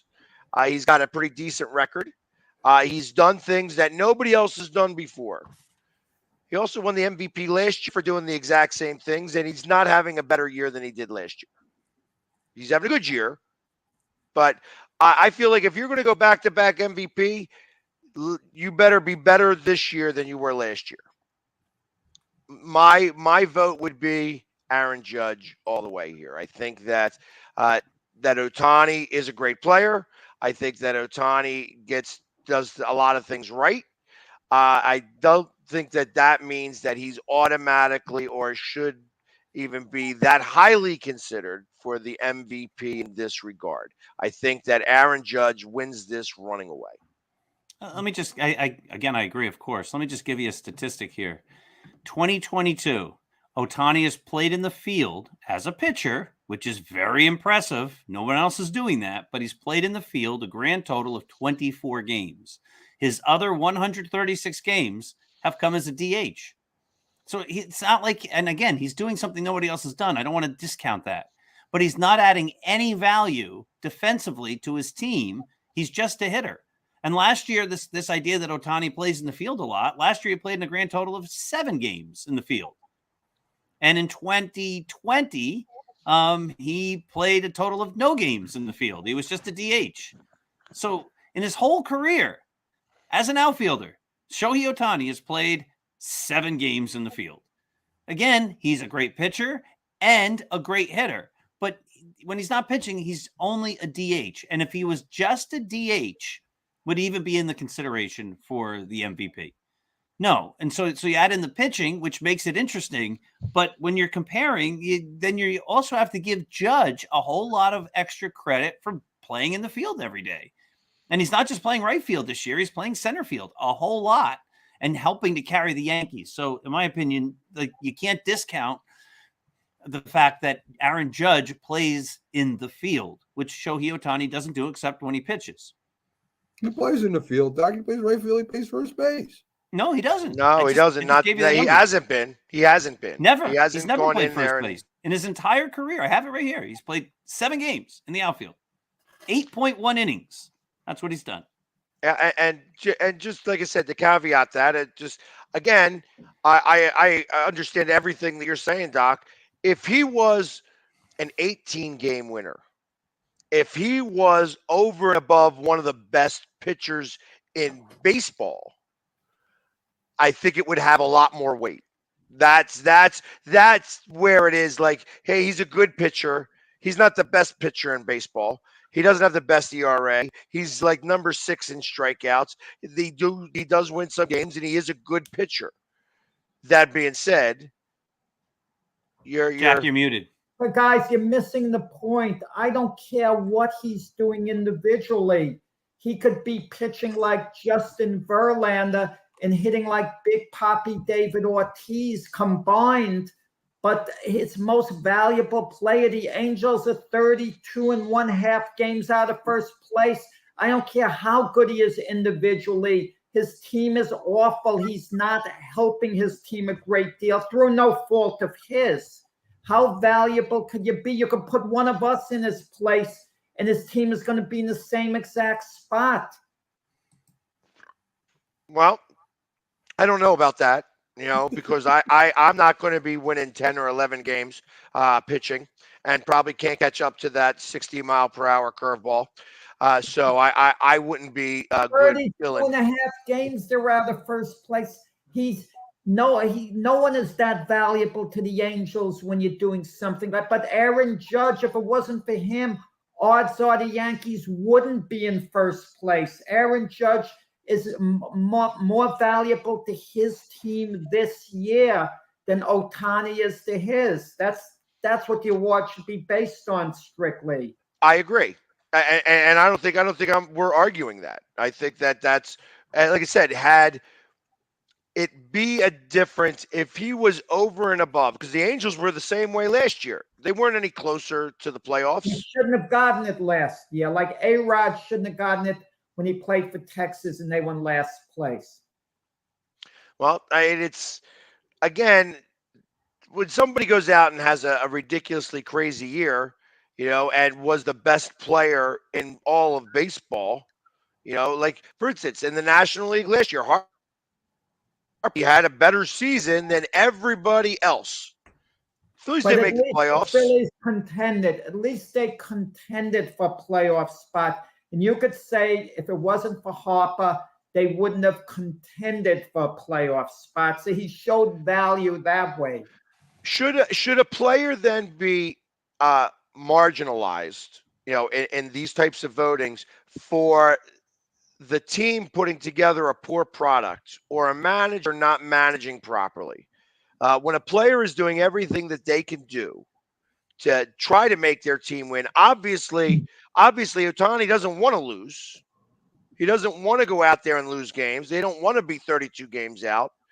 But I would blame the team and the way that they perform on managers and the executives of the Angels, not necessarily Ohtani. Change the name of the award to the Best Player Award, and case closed. Now you have a discussion point. I said, we could go on and on about it, but it's most valuable player as far as how he affects his team. And I think Judge wins that hands down.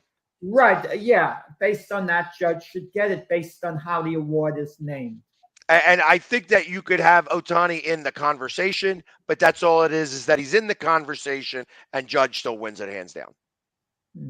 Just my opinion. Again, it's just like the harder question is, who is the NL MVP? Is it Goldschmidt? Now, who's come on really strong lately and is hitting fantastic for the Cardinals. The first baseman of the Mets. Is it somebody on the Dodgers? That's right now, I feel like Aaron Judge, they should just give him the award already. Like, he's already won this award, that even if he was to strike out at every at-bat from now to the end of the season, that he'd still win. Just my opinion. The National League is a much harder one to call here. And the fun thing about Goldschmidt, what you're talking about, is he actually has an outside chance to win the Triple Crown, which would be fun. He's second in the National League in batting, just 4 points behind Freddie Freeman.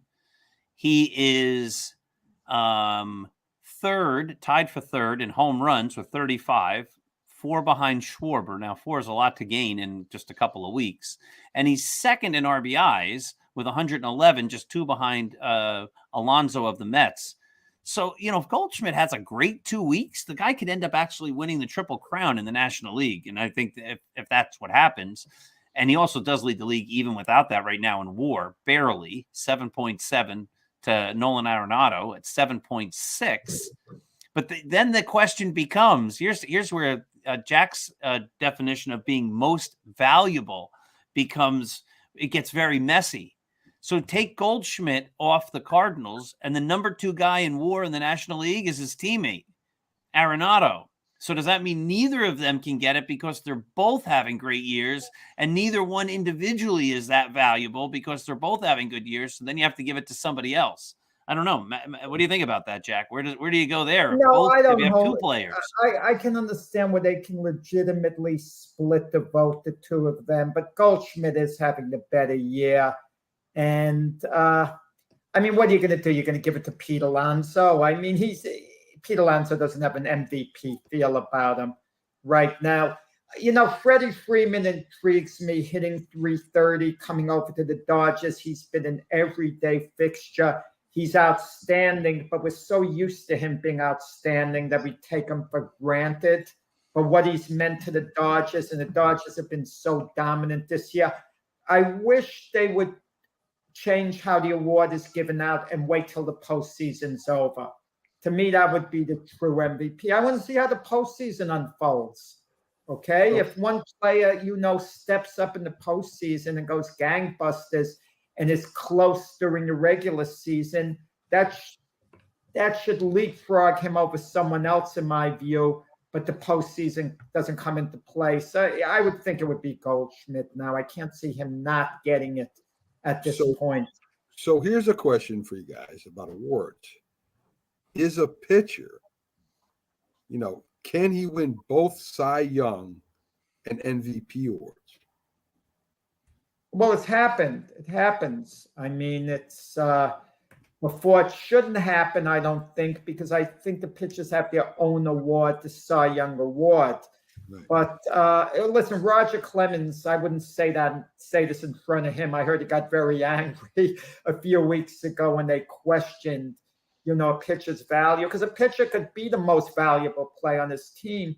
So I think the solution is, let me backtrack, allow the pitcher to win the most valuable player award and the Cy Young Award, but create an extra award, most valuable player and best player, position player, and that solves your problem. So the last one to do that was Justin Verlander. In 2011, he won the Cy Young and the MVP. But it's not happened very often. Vida Blue did it, and it doesn't give me a full list. But I think Willie Hernandez, or did he not win the Cy Young Award? Sometimes they give. We'd have to look at this. Sometimes the MVP is a pitcher. I'm not sure if that same year. It's also the Cy Young Award. Raleigh Fingers won an MVP. Did he win the Cy Young Award that same year? I'm not sure. I don't think so. So interestingly enough, Kershaw won MVP in 2014, but didn't win the Cy Young. Yeah, that's what I'm saying. 1981, I believe, the MVP was Raleigh Fingers. I don't know who the Cy Young Award winner was. I'm going to look it up. So, but I mean, it does occur where pitchers do win the MVP. And I got to imagine that those are down years in baseball in terms of batting. That somebody may only be batting, barely 300. When I think of 330 is really low. And I know that batting across the board this year in baseball has been down. He did. Raleigh Fingers. He won the Cy Young and the MVP. Just to close that thought. Sorry. There you go. So it's, again, there's probably only, you could count on all your fingers, all of the pitchers that have won MVP and Cy Young awards. There's probably not many. Speaking of MVP candidates, I think we're going to be, one of our questions has to do with one of a former MVP candidates, his career, how it's gone. I almost want to say we might want to hold that one, because I think that's a longer discussion, and we're almost a quarter of already. I don't know. I was just saying that you're talking about that last question on the list, I assume. Well, there are other questions on there, Pags. There are other questions, but I was trying to keep it. Okay. Here we go. Yeah, I mean, we could save that for next week. We could bring that back. We don't have to talk about We only this. talk about the Yankees, so we figured we'd throw you a bone. I love the question. All right, you want to tease it and say, yeah, let's do it. Tune in next week. We could continue it. I mean, we've got enough time. If it's spirited, we can bring it back. No one knows what we're talking about. Who's right? That's why I'm going to ask the question. Considering the great things that were predicted for Bryce Harper at the start of his career, can we say that he has at least fulfilled his potential to this point? Has Harper lived up to the expectations? All right, so I'm going to say it would be almost impossible to say no. He hasn't even turned 30 yet. He's already won 2 MVP awards. His all-time WAR makes him the number 300 greatest player in baseball history already.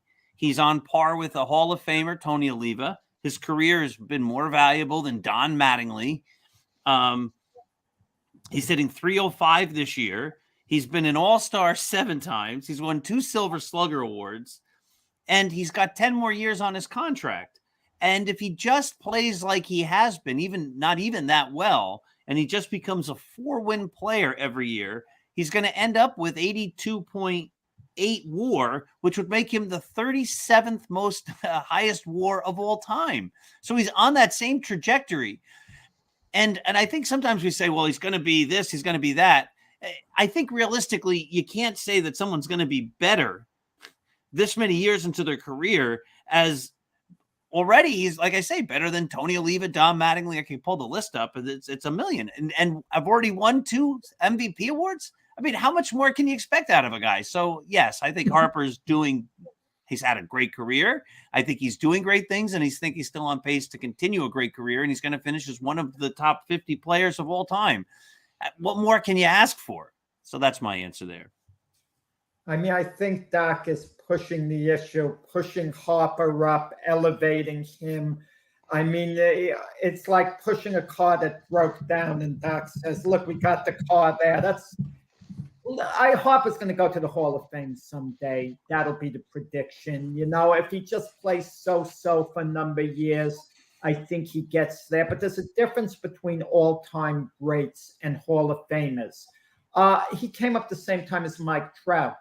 And if you ask anyone who's had a greater career, who's been a greater player, Mike Trout or Bryce Harper, virtually everyone is going to say Mike Trout. Trout left him behind.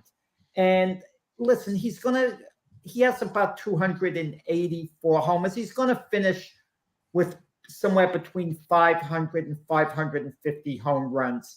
But he's not going to be an all-time great player when you talk about the Willie Mazes, the Mike Trouts, the Ken Griffey Jr.'s.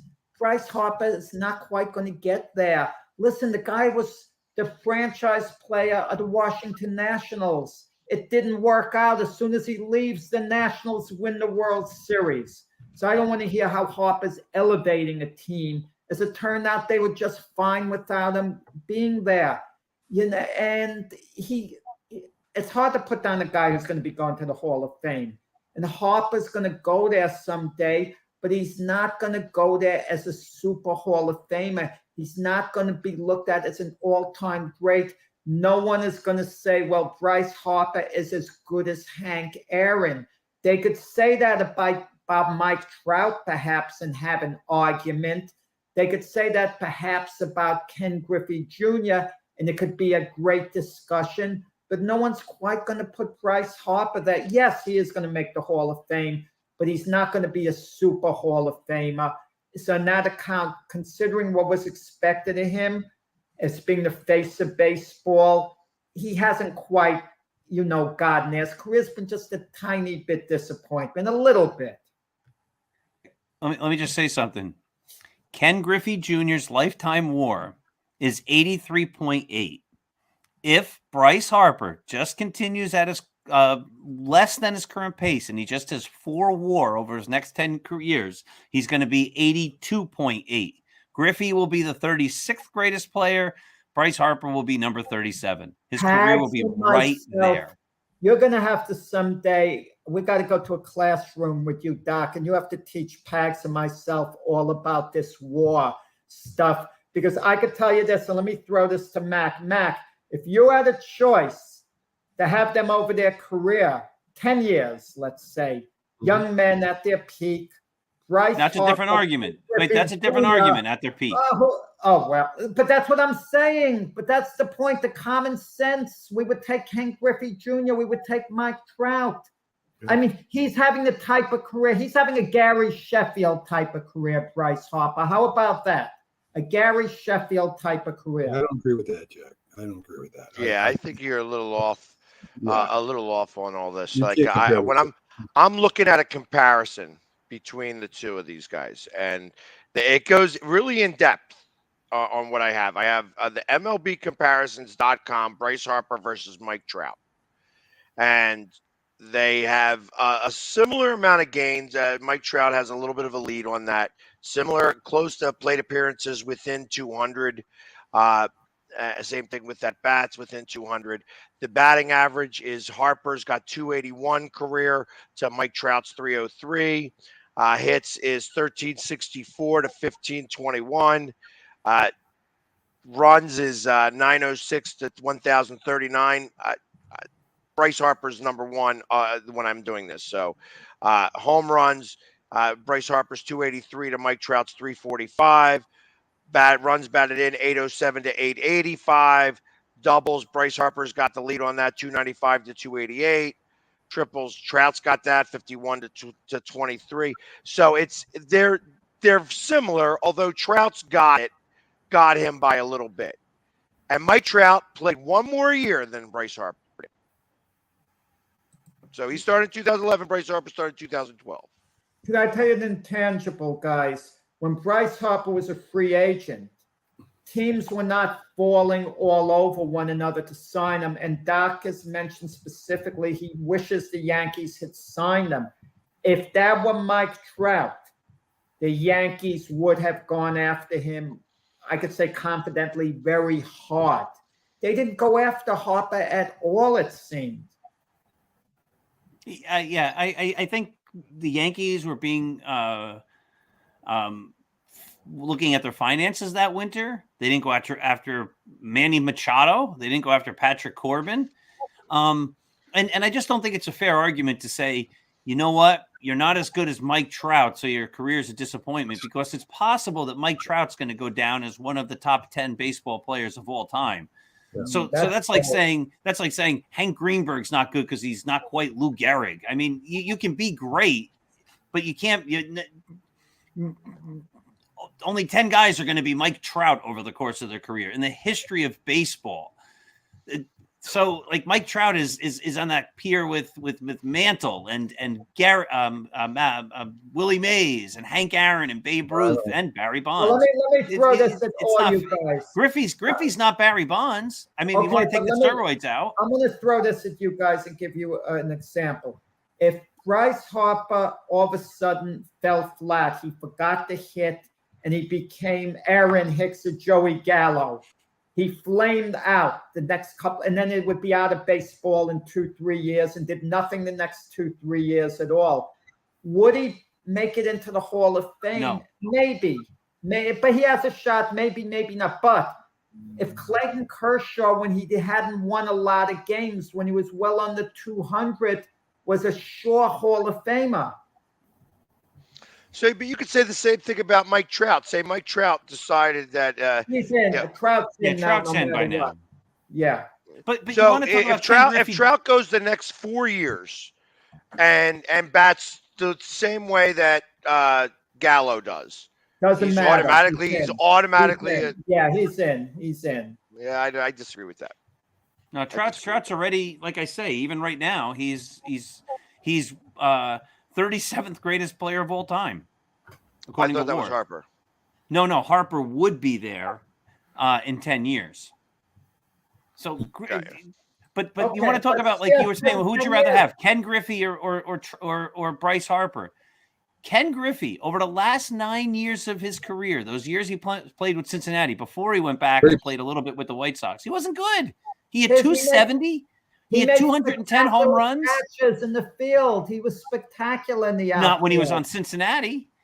Well, he started flaming out at Cincinnati. Yeah, but that's 9 years he wasn't great. He was great in Seattle. He wasn't great in Cincinnati, but he's still an all-time great. He's still a super player. But to say that, well, he didn't fulfill his promise because he didn't do as well as Hank Aaron. I mean, I just think that's setting the bar far too high. No, to me, he's a Hall of Famer, Bryce Harper. He's going to be there.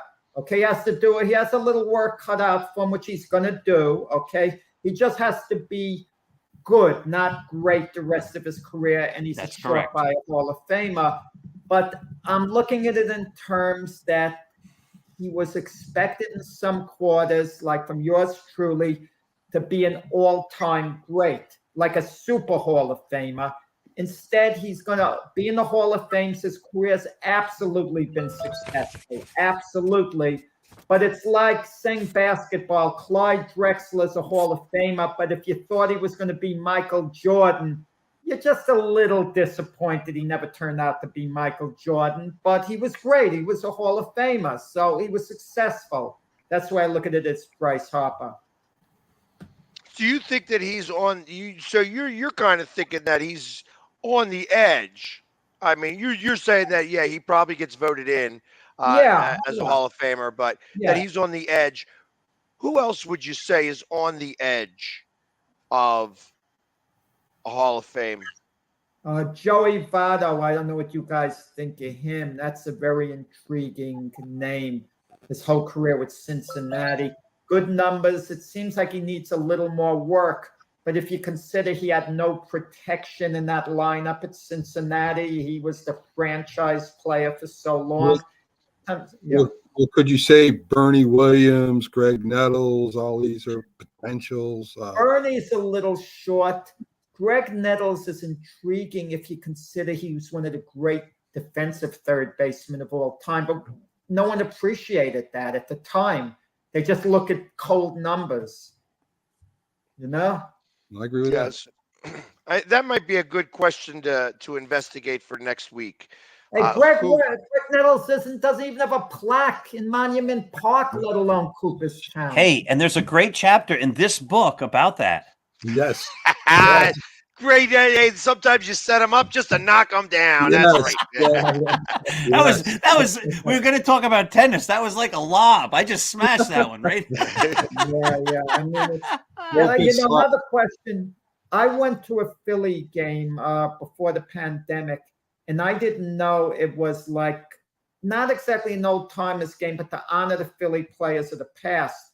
And I'm in the stands in Philadelphia, and you're hearing these names. And no offense, they were good names, but they're not the Yankees, not those big names from the past. One more thing we forgot. Campanella, right? The celebration of Campanella, all the players on the team, all Hispanic, won the game. So an unbelievable player to grace baseball, Campanella, and it's a shame we forgot him. So there you go. Well, he's in the Hall of Fame, I'm sure. He has got to be Roy Campanella.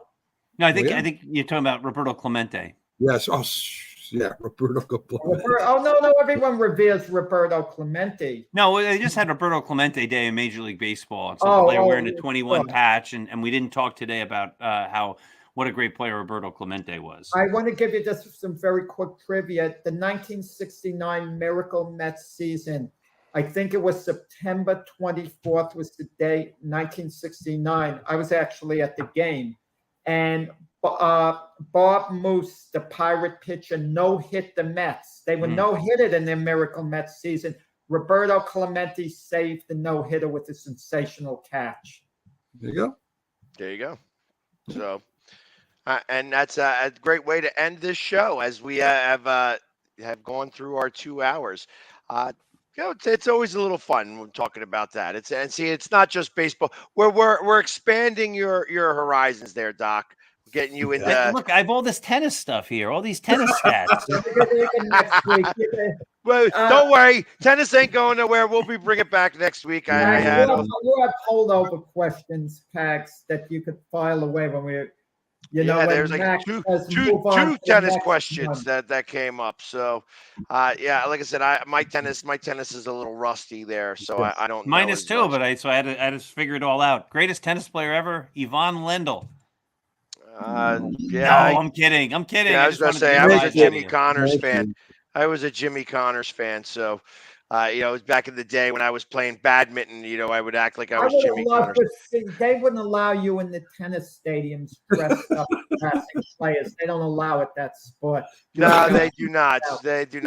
However, I'm a Philly guy, and there's not many Philly tennis players. So That's true.